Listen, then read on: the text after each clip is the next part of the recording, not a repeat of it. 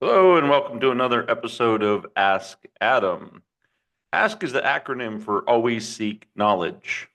In today's episode, we're actually going to understand knowledge, understand people, and help you to achieve, allowing you to become the best that you can be. I come to you from a wealth of experience in sales, travel, and just living life on the edge, both with a bit of exotic nature, sailing the high seas on some privately maintained yachts, as well as just traveling the back roads of some of the great places we have here in America. So I've really seen both sides of life. I feel like I've lived both sides of life and currently kind of dabbling in, well, let's just call it my fourth career. That being said, I think I can speak to a pretty reasonable amount of knowledge to this thing I like to call a megapreneur. See, this isn't just your average entrepreneur. This term describes someone who constantly operates in the 2 to 3% of their field, whether in business, sports, creative arts, or any arena where pursuit of excellence matters. So, we're going to kind of go through a concise guide to help you adopt the mindset, strategy, and habits needed to reach and maintain this elite level of performance. So, really, no matter what your career is, your love in life, what you're passionately doing right now, it can certainly apply to what we're talking about today. So, I ask you to continue to stay tuned. If you're appreciating everything we're sharing today, click like and subscribe, and let's get started with the show. So we're talking about megapreneurs today. And, one of the first things, one of the foundations, and sometimes it comes to them immediately, kind of from birth, it's this innate ability to just do this. If not, it's something that they cultivate through the years.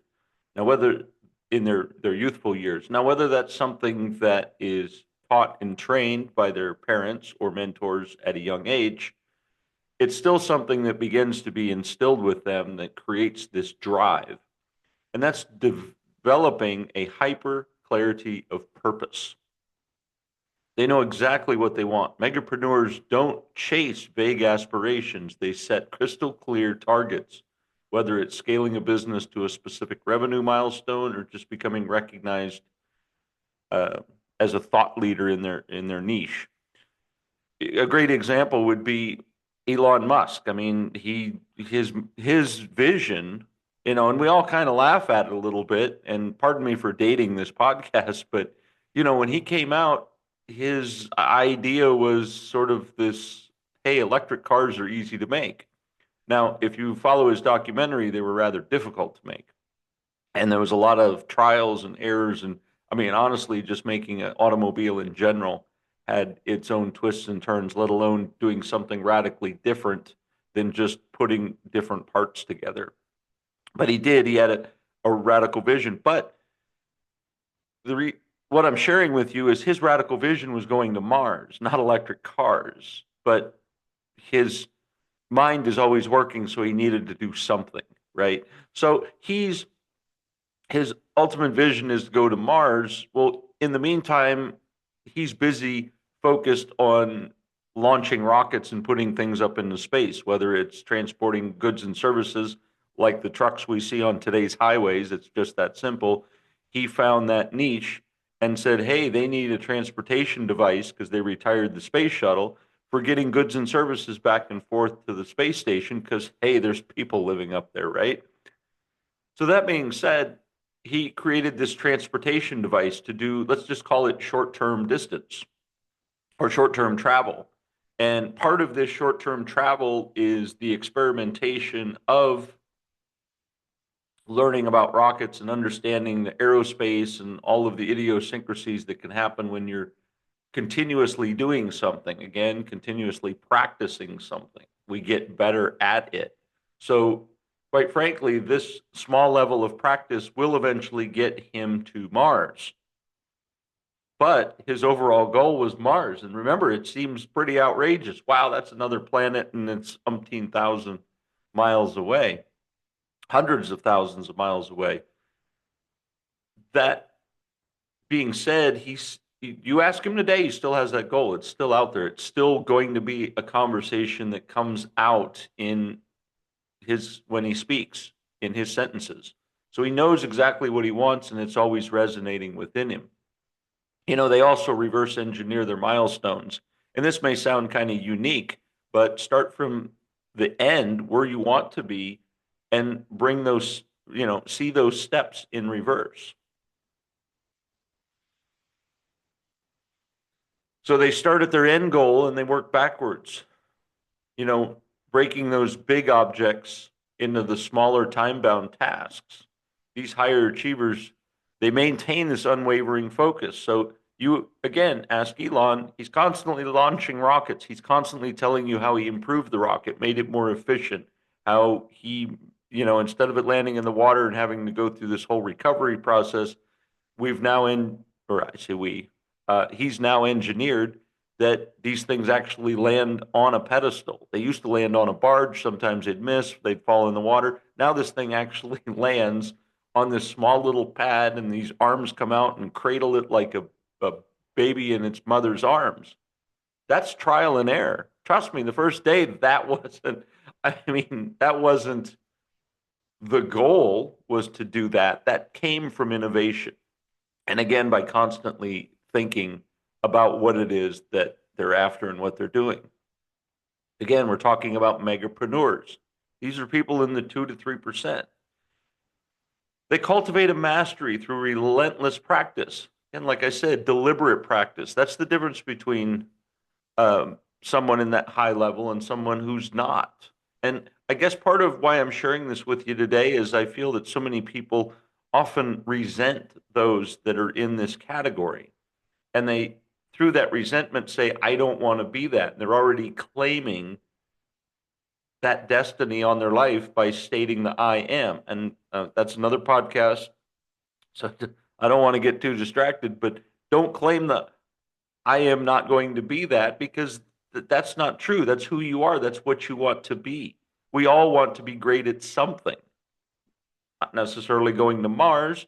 In specific days in our history, there was people that just wanted to be the best blacksmith, that wanted to make the best shoes for horses, that wanted to make the best bits and stuff for, horse and buggy days. There was people that when they used to blow glass, I think they could still do it. It's a lost art form, but they wanted to make the best vase, the most beautiful thing out of the most precious materials that could be marveled for years to come. They were megapreneurs. So don't get too sidetracked that a megapreneur isn't something you can't be, because you can be. And we're going through these various steps that are going to allow you to be that way. Keep in mind, and I'm sure I'll mention it again, is that you have to follow these steps, right? Clarity of purpose, and then relentless practice, because they practice continuously. Megapreneurs focus on constant improvement, seeking feedback, and isolating areas that need work. If something doesn't need attention, it's not that they forget about it. They just don't focus on it. They're always going to come back. They're always scanning. It's the landscape, if you will, of their business to see, is everything working and operating correctly? And if it is, their natural instinct through practice is also to be concerned and possibly panic. And I say panic in a light way, but I think panic is more a higher level than just a concern, is that they panic and say, okay, what is wrong? What needs to get changed? What needs to get adjusted? Because things shouldn't just be just the status, right? Shouldn't just all work together. And if they do, that's great. But you've also plateaued if everything is a flat line. So how do you grow? And that's their next immediate thought, is how do I build up from this being level? Because they begin to feel average. So it's relentless practice. Consistent skill upgrades, right? Frequently invest in courses, workshops, find different mentors. here's an example is Warren Buffett. They're more like tag team mentors, so it's probably not a good example. But I think of Warren Buffett and Charlie Munger because they've been lifelong mentors, right? And they exchange information. And I think to a certain degree, that's an oddity that you have a lifelong mentor that you constantly go to and reverberate your thoughts and ideas and strategies. It just you outgrow your mentor. So that being said, and that's why I share with you, mentors are someone that's going to be with you for a moment, but always consider that you're going to upgrade just like you might your car. If you want a nicer car each year or every 2 years or whatever your lifestyle is, you say, yeah, I like these features, but man, that car's got more features and I really want that. You're going to change, and it's okay to change.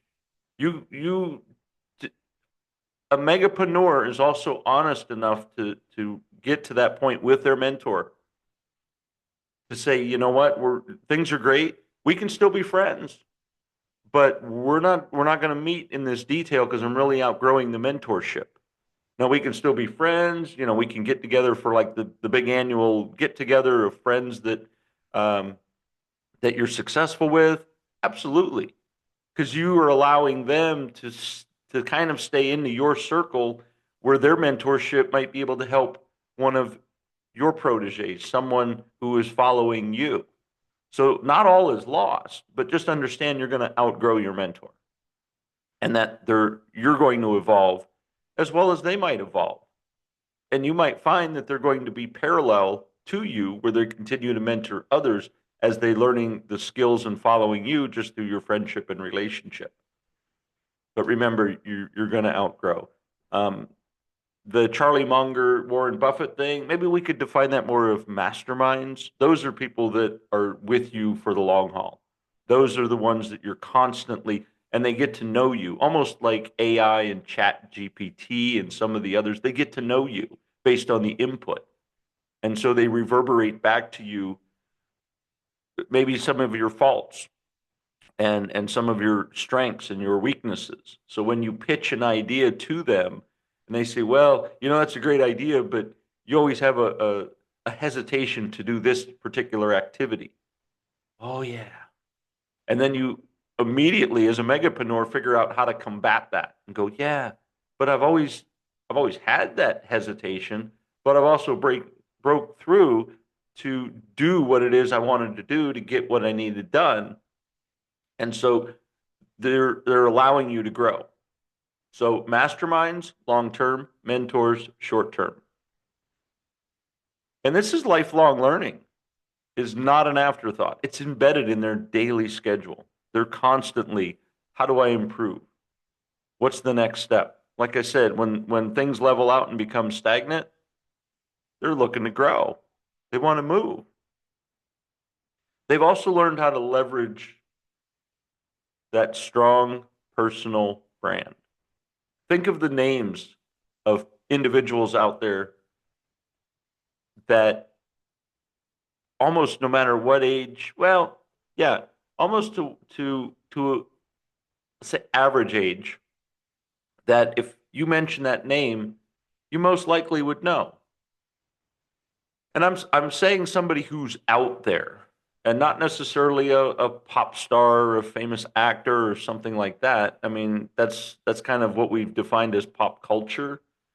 But when I mention like my good friend Tony Robbins, most people kind of know who he is. He's got a personal brand. His name is his brand. And even if you didn't necessarily know all the details of Tony, if somebody said Tony Robbins, you'd be like, yeah, I know about that guy. That's a strong personal brand. Warren Buffett. You might not know a lot about him. You don't understand his strategies and stuff, but people know he's a guy with a lot of money. Mark Cuban, for our sports enthusiasts out there. He's a guy with a lot of money that has a basketball team, and he's pretty good at negotiating business. So his personal brand is kind of his name. You mention his name, people understand and know a little bit about him. That is your strong personal brand. You want people to know you for what you do and who you are. And also keep in mind, remember as I spoke, that they have a broad establishment. Tony Robbins, self-help, business leader, mentor. The list goes on. Mark Cuban, business owner, sports enthusiast, both personal and in business, as well as a business negotiator, a little bit of a politician. But that's their broad scope. And so you want to have sort of that blanket of established expertise and authority, not necessarily on one thing, but many things within that one basket. Does that make sense? So whether through publishing articles, podcasting, speaking, they position themselves as the go-to expert in their domain. If you are thinking of buying a sports team, I know we all think about that every day, but if you're thinking about a sports team, and even if it's baseball, it doesn't even have to be that same type of sport, but would you ask your neighbor next door, or would you try to get a phone call conversation or whatnot with Mr. Cuban and say, hey, Mark, what's the ins and outs of owning a sports team? I think he's going to most likely know, as well as to help you negotiate the business deal of the purchase, because he's a businessman. He could also probably help you with your jump shot because he's an avid basketball player as well. He loves the sport. He's absolutely passionate about it, which if he didn't own a team, I'd be a little concerned that he's not all in on his passion.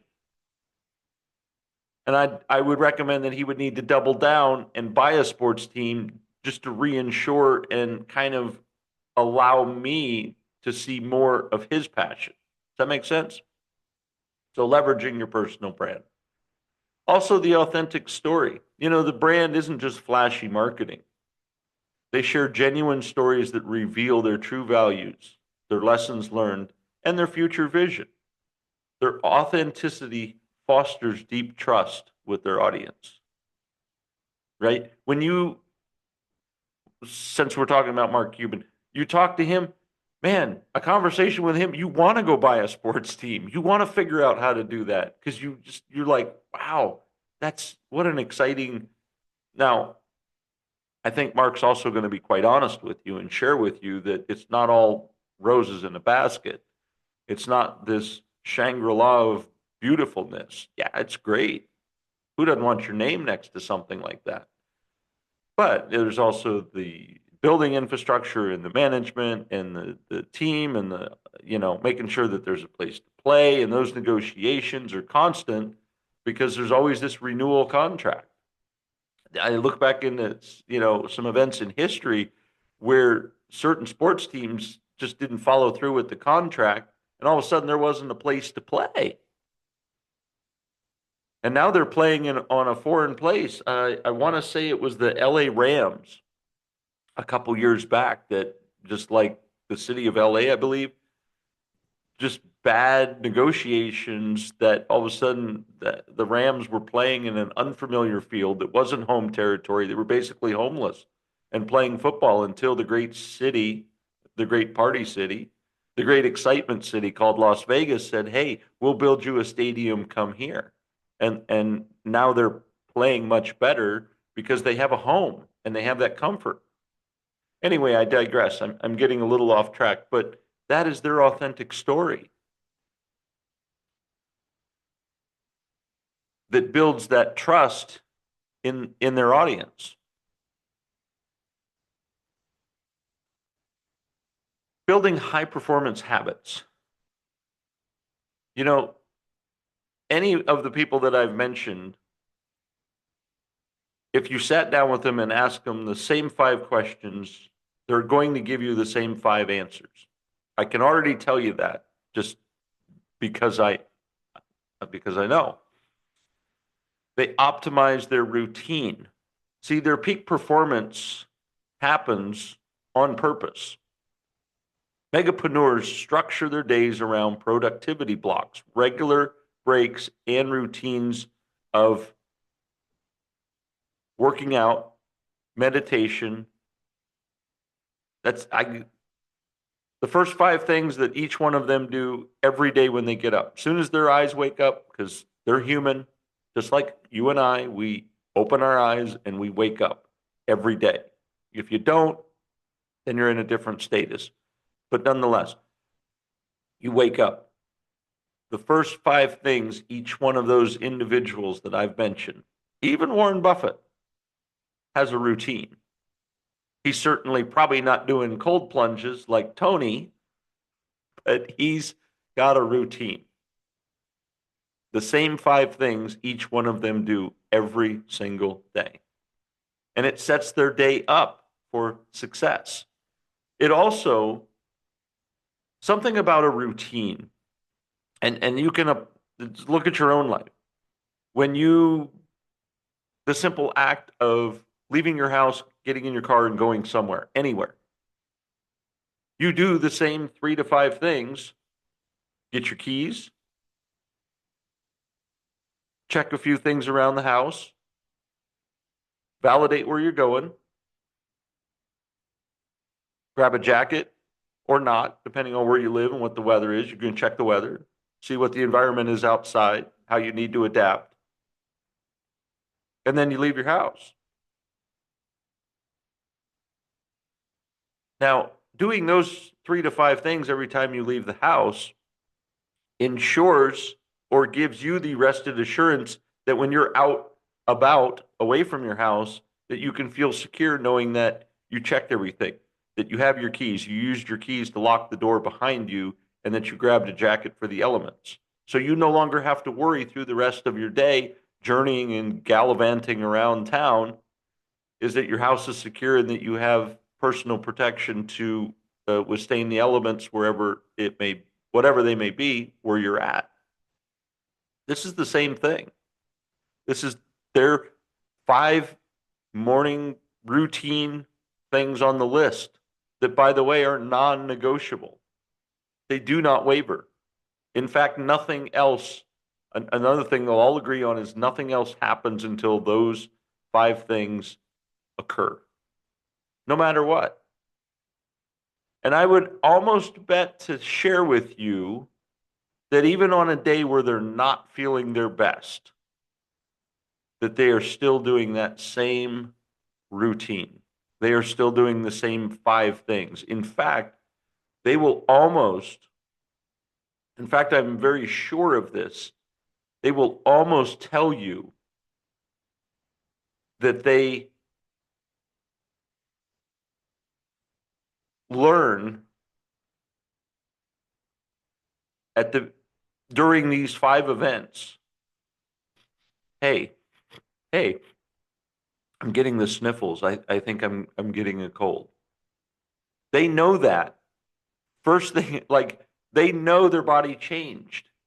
Something has changed somewhere in those 5 steps at the beginning of their day. They understand something's changed. That's how in tuned they are with themselves. And just like the analogy of walking out of your house, you're in tuned with yourself. So if you're in tuned, you're not worried, are you? You're not concerned because oh, okay, I have a cold. Probably should vitamin C. You know the remedies and you move on. You bypass the simple things in life. And I know to some of us it's probably not simple, to others little complex, but nonetheless, the reason I'm sharing this with you is that when you create routines and habits, it creates the rested assurance that you subconsciously don't have to think about these items anymore in these events because you're already prepared for them. So anything that happens in their daily personal life is kind of a non-event because they've prepared their mind and their body through these 5 steps that they've done each day, that the little things that occur are kind of not valid. And what this does is it also allows them to now consciously, upfront, problem solve. and not be wavered or distracted by, oh, did I leave something somewhere? No, because there's routines. Every single day they primed and prepped themselves for that day. And we see individuals at their best. We see individuals at their success. And sometimes we feel like we need to maybe push them down or be resentful. But there's a lot of hard work involved, a lot of behind the scenes events that are going on for these high performance people to keep doing what they're doing. And it's because of these habits. They prioritize their health and wellness. They understand that physical and mental vitality are not only are non-negotiable for sustaining high performance, adequate sleep, balanced nutrition, and exercise. This is the cornerstone of their regimen daily, even on vacation. I absolutely get when they're away from their house, maybe where their gym is and all that stuff. How many of us out there, we're on vacation and even the hotel we're at has a gym and we're like, yeah, but I'm on vacation. Why do you think the gym is there? It's because those high achievers have stayed in your hotel and said, you know what would improve my stay is if I had a gym to keep working out because that's part of my routine. And when I'm away from my house, I still want to be able to continue my routine and I want to work out. And hotels have made that accommodation. How about a pool? I'd like next time at my stay, I would like a pool at your hotel because I like to swim 5 to 10, 15 laps, 50 laps, whatever. I like to do laps in a pool. I like to do exercise in a pool. It's part of my routine. They're unwavering in everything that they do. And by being, first of all, unwavering, second of all, those 5 things that they do every day, slightly different, but still the same, is what primes them for their day for an extraordinary amount of success. So even if something does go south, if you lost $1 billion, it doesn't upset Mr. Buffett because he just knows tomorrow he's going to do 5 things when he wakes up and he's going to sit down with a same mindset, same goal, but maybe a little bit more adaptation for how to solve that problem and to tackle it.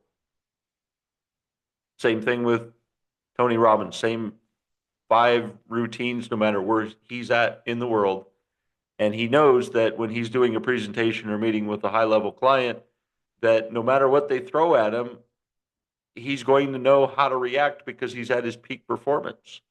Many athletes are the same way. You see them on the field on a given game day, but truly, if you were to follow them, you'd be exhausted after the first half hour, maybe hour, because they get up and they run, they get up and cold plunge, they get up and go to the gym, they work out a little bit, and then they eat and they eat a lot, and then once they've consumed all those carbs, then they're going to go burn those carbs, and that might be weightlifting, weight regimen. It might be just running the laps on the field. It could be performing plays, play after play after play, same relentless play, but that's what makes them good is because they keep doing the same thing and they do it day in and day out. Now, you might see on the publications or the entertainment TV that, they're lounging on a boat somewhere and enjoying life. Well, that's 1 week out of 52. That's not their life. That's not what they do on the daily. That's what they did 1 out of 52. So what's something that you do 1 out of 52 times? Okay, maybe you go on vacation once a year. I have many family and friends, that's kind of their regiment. That's a little bit of what they work for, but when they go on vacation, it's extravagant.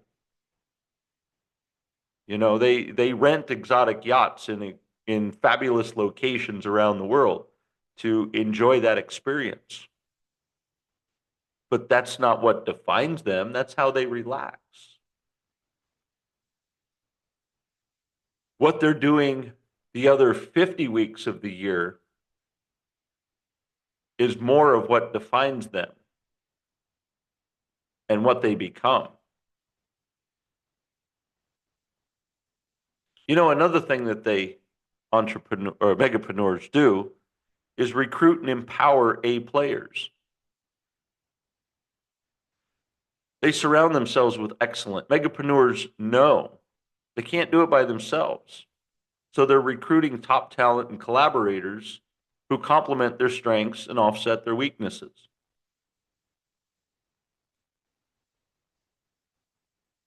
Consider it a compliment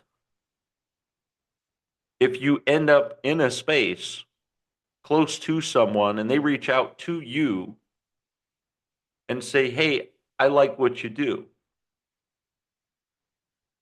I appreciate what you do. I see your innate skills and you do amazing things. Appreciate that they have reached out to you because they see excellence. They see even possibly what you could become even greater, but they see that innate skill. Many times in the circle of those that I'm around, and I hear this often, which kind of puzzles me, is when that conversation occurs, that individuals will say, yeah, they're a great person. I just don't like the way they think about this particular thing or another, so I don't want to be involved. Wow, is that that's crushing. Because here's someone who's highly successful that's reaching out to you, that wants you to be a part of their success because they see something you have that can help and embrace them. And through that, you get the energy that propels you to your level of greatness. But because of that one bias that you seem to have about that individual, oh no, they like things this way, or their thoughts are this way. I couldn't work for someone like that. You're squashing your own dreams. You're crushing your opportunity.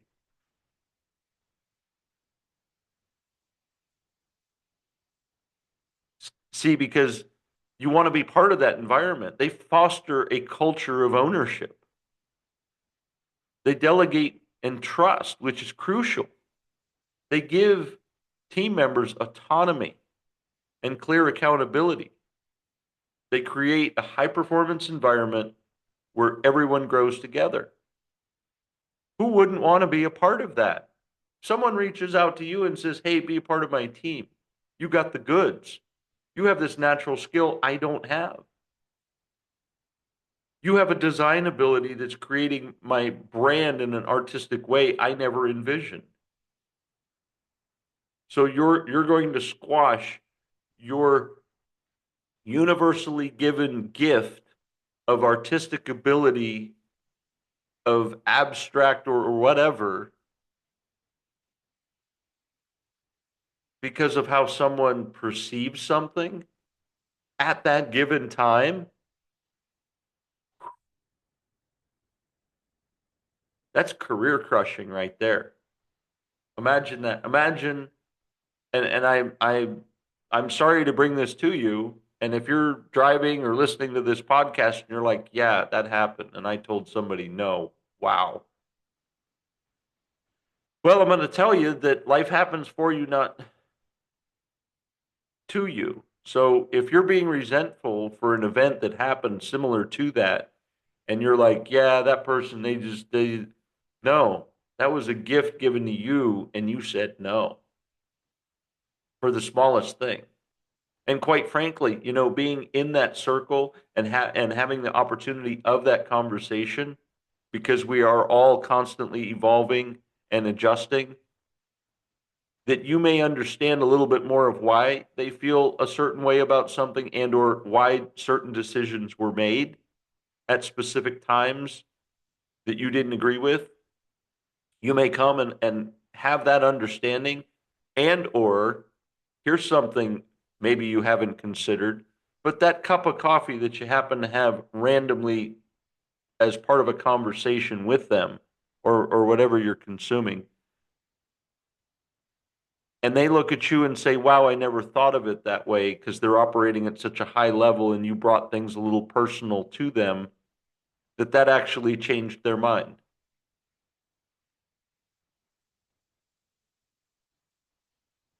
So this missed opportunity of selfishness, arrogance, that you said, I just don't like this, so I don't want to be a part of their team, not only kind of squashed and made your megapreneur opportunity difficult, but it also didn't allow you to follow through to be able to have that conversation to A, understand, or B, change their mind.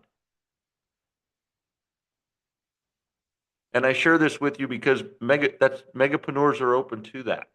Now, you're not going to alter their business and give it a 180-degree turn, but you may just be that catalyst that needs to be applied at that particular time that may shape or change their perspective.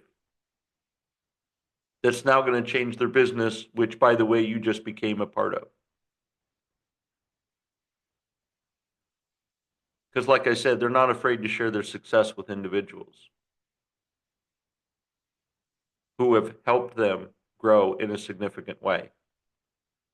And whether you see it right now or not, maybe when you listen to this podcast again or afterwards and you're thinking about this event, this realization, and you're going about your day and you're like, wow, that's missed opportunities. Missed opportunities.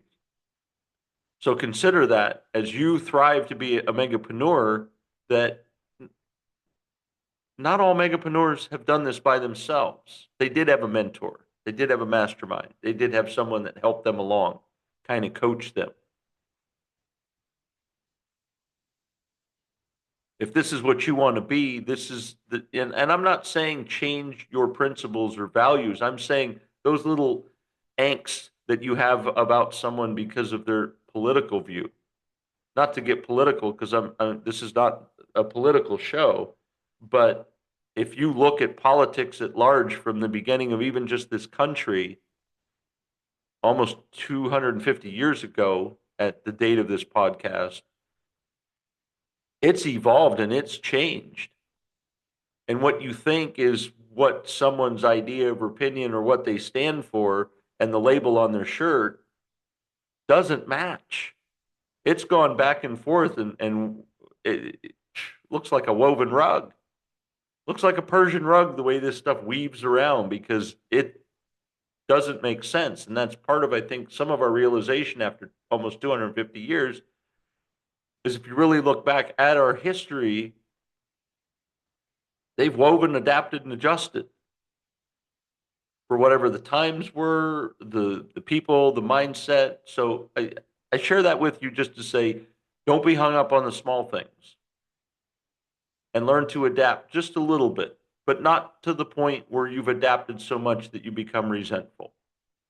Fair enough?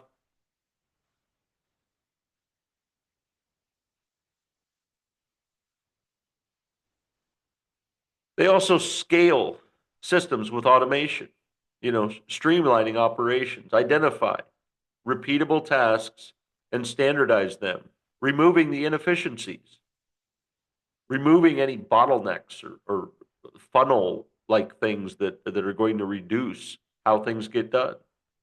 Tools and software become allies and optimize their logistics, accounting, and communication. I mean, AI is a huge game changer. At one time, spreadsheets, right? Instead of putting stuff on paper, instead of having some data entry that not only had to get inputted into a system, which, by the way, that system, I'm going to date myself on this one, but that system was tape. There was a system back in the day that had little dots on it, almost like Braille.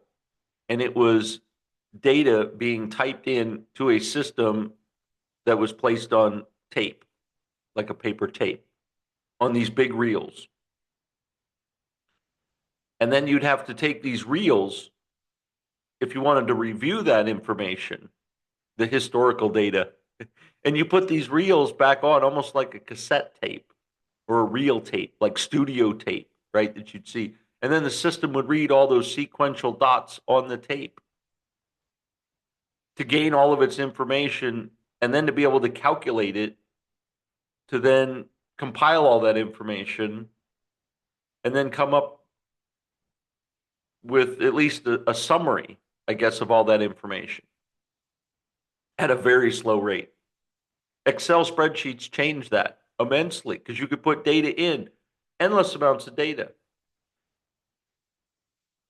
There's other sheets that are out there, but the basic premise of a sheet like that is to be able to put information in and have the system scan all those little squares, all those little bits of data, and be able to compile it to give you just the basic information that you're seeking out of that pile of just vague information. Game changer. The AI is really kind of the new game changer because it's loaded with content and data that we've put on the internet, if you will, on the web, in the cloud, even your own personal data. If you have that subscription ability, many of them allow you to keep that data within a container, your own container. And so the system gets to learn and understand you as well as adapt a little bit of the information from the outside.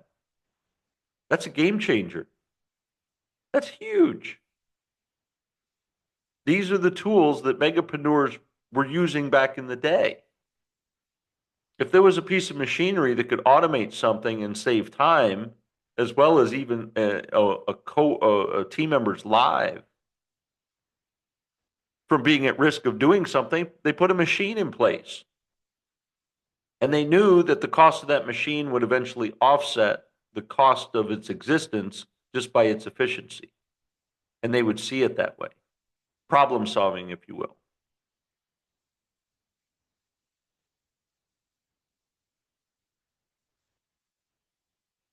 Part of these inventions and understandings is they allow themselves free time for strategic thinking by, again, automating the routine tasks and spend more time on the big picture strategy with innovation and forging the influential partnerships. So if you need a particular something in your business, whether it's a material or information or data, you're going to have those conversations with those individuals that have that. You're going to network.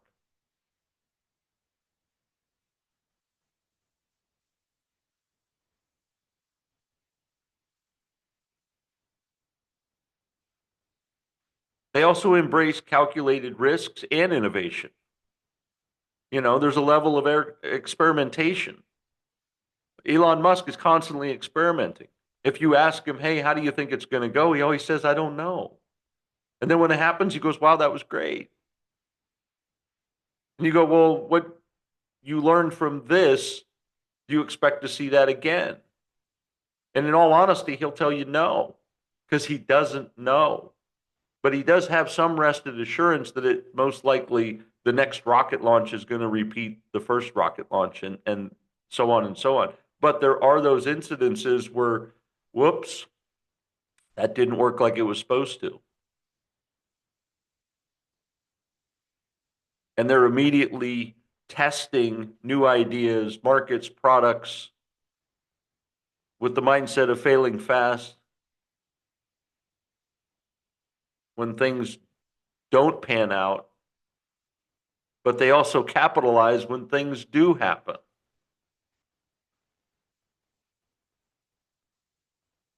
And that's from adaptability, market shifts, technological disruptions, maybe even an economic downturn. You know, that can derail the unprepared. But megapreneurs view these changes as opportunities to pivot, evolving their approach rather than to retreat. Again, I have to harken back to the 5 steps of how they start their day. They've already set themselves up for success at that moment. So whether it's success or failure, They have the ability to now pay attention to that because their day is set. Their routine is already in place. I want to go back to also the vacationing aspect of a megapreneur when it comes to the innovation and taking calculated risks. Something I want to share is that one of the reasons that you observe these high level vacations, right? Why they're spending a week on an exotic yacht in an amazing location on the planet is because it gets them away from the daily, not from their five, but from the daily, gets them out of the office, gets them out of the emails, the phone calls, the assistants. Trust me, any world-class yacht out there has all of the technology. Even back in the day, satellite communication was a thing to communicate with the rest of the world, even if you're in a remote location. So when I share with you that they're in an exotic location, they're really trying like crazy to get away. But they're also going to admit to you, as I will, that you still have to get in touch. You still have questions. There's still a deal on the table. There's still some negotiating. There's still a, hey, what about this? Or we need your answer on that. Or something just happened. What should we do? There's always that. So it's that emergency contact. But you really try like crazy to be away from your 50-week environment, let's call it. And part of that is to clear your mind and to kind of squelch the noise of the daily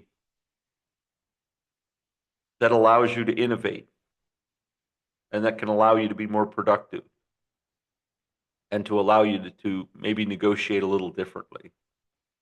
Much of my success, I've found personally, is to be somewhere remote. I like sand, I like water, I like the beach, I like a good book, comfortable chair, chaise lounge, absolutely, maybe a cold beverage, and even reading just an obscure book, whether it's a biography about someone successful or whether it's just an enlightening story about a futuristic event. I have found personally that when I'm in that space, my mind begins, it's almost like my mind is relaxed as well. Even though I'm doing something, even though I'm on the beach and my toes are in the sand and the sun's in my face and I got a book and I'm reading the story and I'm absorbing what I'm reading and I'm hearing the waves, but there's a spot in the back of my head that just comes alive and starts churning. And I start thinking about innovative ideas. I always appreciated that week, sometimes two. In fact, I got it up to about three. My deal was that every quarter I took a break. And you probably want to get there too. But I would take that break and I would step aside. And it was kind of between quarters I found to be most successful. Whether I had a good quarter or a bad quarter, it kind of didn't matter. I already budgeted, if you will, let's be honest. I budgeted for that event to take place. So I was kind of going to go do it, whether it was a great year or a great quarter or not. What it allowed me to do is take that good or bad quarter and pivot it to prepare myself for the next quarter, to change my mindset, to think of a new innovation, to uh, understand a little bit more about marketing. You know, maybe I read a book about social media. And again, social media was kind of in its infancy at the time in early 2000. And so reading about it and going, oh, some tips and strategies for how to post, what to post. Obviously, social media has become a huge thing since then. And even the ways that social media is posted has radically changed since then. But still, reading a book about how to be more socially influential, I think was one of the publications I took. And it was usually a stack, three, four, five books. I mean, I wasn't, my idle time was education time. I was sitting on the beach, toes in the sand, waves in my ear, sun in my face, but I was in school. I was learning. I was relaxed, and I was also thinking. So I came back with creative new ideas to alter the business to make that quarter that I was coming into that much better. And after having a successful quarter, same thing. Back on the beach or a week playing golf, I'm out on the course going, wow, yeah, that social thing's kind of working, but what else can I do? How else can I adapt? What more can I change? So see, constantly evolving. And that's where getting out of your space and getting out and doing this, you have to do it on purpose. And that's what brings me to measure, refine, and repeat. Your 3 to 5 daily things that you start your day with, you tackle the biggest tasks first and work your way down, constantly revisiting, remember the reverse of your steps and seeing where you're at on the path. And that's not to be discouraging to go, oh, you haven't made any steps forward. That's just to remind you of your goal and what step you're on and what's the next step so that you're constantly thinking about what do I do to adapt to the next step. Again, don't defeat yourself by change your mindset by not looking at your goal that you're not there yet, but to measure your goal as to where you're at and what you need to do next. Focus on the next, but always be aware of your goal.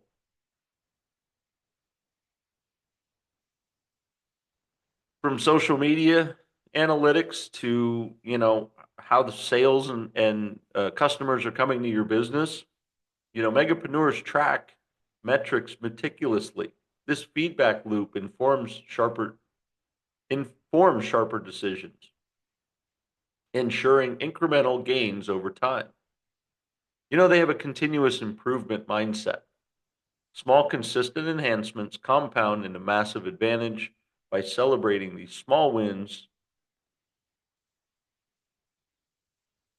that work and they keep the momentum high. I'll share with you this also. And that's where some people I think get confused. So I think this is poignant. Measure, refine, and repeat. They are always doing this, and they're always thinking about their business.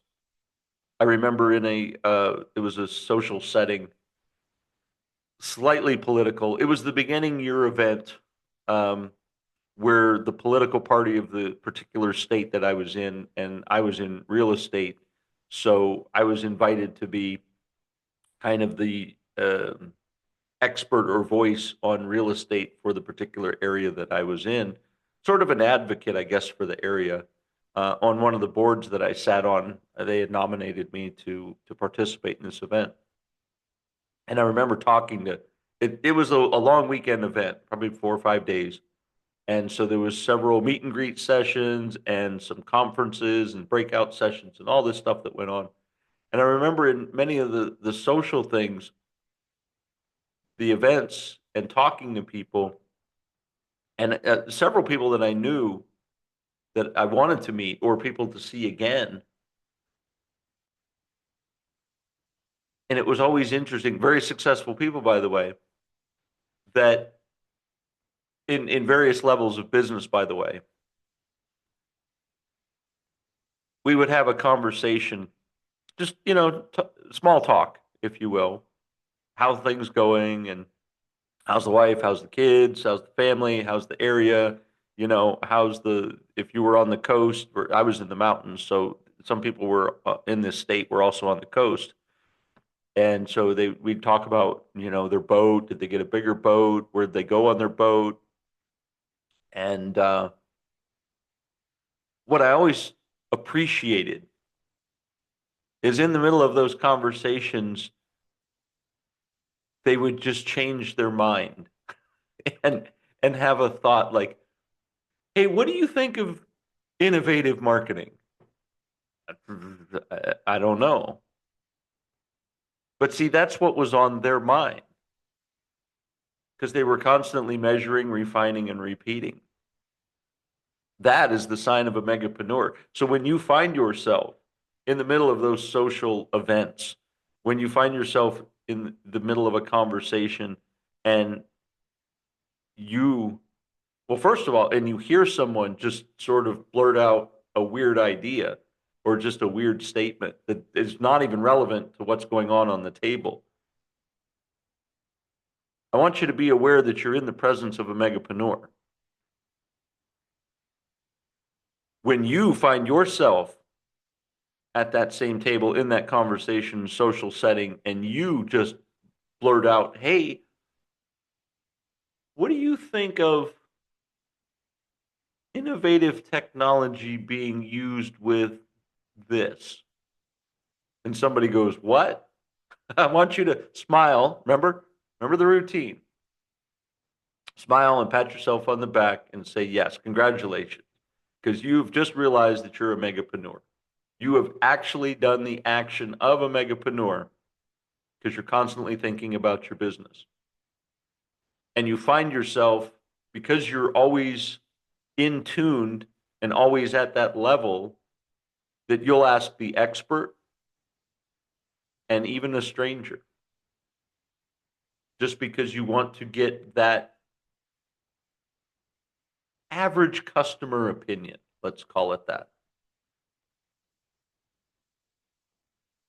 Because they're always toying with these ideas. They're always, this random thing is kind of, how can I do this better? How can I market better? What if, how's my brand remain the same but evolve to better suit today's client or customer? And they're going to throw that out just in a conversation with anybody they talk to because that is their top of mind at the moment, even if it's irrelevant to the setting and the conversation or anything that's happening at the table or standing in a networking event or whatever. So if you witness that, that's a megapreneur.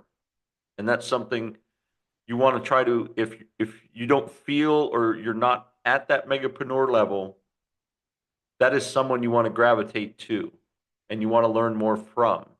And as I mentioned before, you want to kind of get under their wing. You want them to share with you their expertise and knowledge. If you are already having those thoughts, congratulations, you're a megapreneur. If you're not implementing any of the things previously mentioned, then you certainly need to. You have the mind of a megapreneur, you're just not following the actions. And we really didn't get into it because it's kind of a whole nother podcast, but it's the physical act of being a megapreneur as well. Because you can be one in your mind all day long, but it's your physiology, it's your stance. If you notice, it's the sitting up like this. Uh, I think I always recognize Mr. Cuban, Mark Cuban. He's always kind of sitting in the chair. It's because he's ready. His physiological state is, I'm ready. I'm a professional. I'm up here. Now I'm relaxed and we're having a conversation, so I'm in this more relaxed state. But if you notice, they have a certain stance, that physiological, I'm here. I'm a presence. I'm this.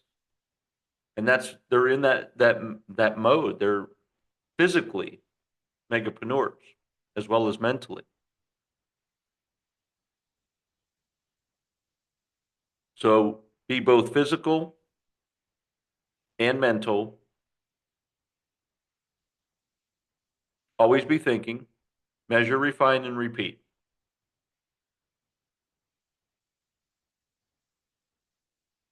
If you found this podcast to be informational, if you found any glimpse of a spark, that's changed your life or made it better, we certainly would appreciate if you'd subscribe to the channel and follow us for more information.